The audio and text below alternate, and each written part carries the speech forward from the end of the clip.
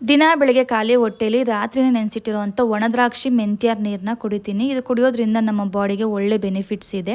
ಅದಾದ ನಂತರ chia seeds ಹಾಗೆ ನಟ್ಸು ಕೂಡ ನಾನು ನೈಟೇ ನೆನೆಸಿಟ್ಟಿರ್ತೀನಿ. ಇದನ್ನು ತಿಂಡಿ ಆದಮೇಲೆ ತೊಗೊತೀನಿ.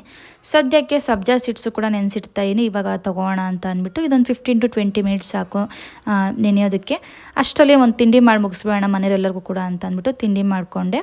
ಅದಾದ ನಂತರ ನಾನು ಇಲ್ಲಿ ಎಳ್ನೀರ ಜೊತೆಗೆ ನೆನೆದಿರೋವಂಥ ಸಬ್ಜಾ ಸೀಡ್ಸು ಕೂಡ ಮಿಕ್ಸ್ ಮಾಡಿಕೊಂಡು ಕುಡಿತಾಯಿನಿ. ಇದು ಒಂದು ಒಳ್ಳೆ ಬೆಸ್ಟ್ ಸಮ್ಮರ್ ಡ್ರಿಂಕ್ ಅಂತ ಹೇಳ್ಬೋದು, ನಮ್ಮ ಬಾಡಿನ ಕೂಲಾಗಿಡೋದಕ್ಕೆ.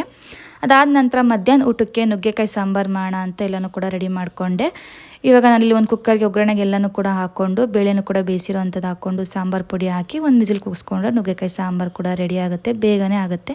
ಅದ್ರ ಜೊತೆಗೆ ಪ್ರೋಟೀನ್ಗೋಸ್ಕರ ಪನ್ನೀರ್ ರೋಸ್ಟ್ ಮಾಡ್ಕೊತಾಯಿನಿ. ನನ್ನ ಮಗಳು ಕೂಡ ಇಲ್ಲಿ ನನಗೆ ಹೆಲ್ಪ್ ಮಾಡ್ತಾಯಿದ್ಲು, ಮಜ್ಜಿಗೆ ಮಾಡೋಣ ಅಂತ ಅಂದ್ಬಿಟ್ಟು ಮಧ್ಯಾಹ್ನಕ್ಕೆ ಅವಳೇ ಮಜ್ಜಿಗೆನೂ ಕೂಡ ಮಾಡ್ತಾಯಿದ್ಲು. ಫೈನಲಿ ಮಧ್ಯಾಹ್ನದ್ದು ಒಂದು ಹೆಲ್ತಿ ಮೀಲ್ಸ್ ರೆಡಿ ಆಯಿತು. Thank you.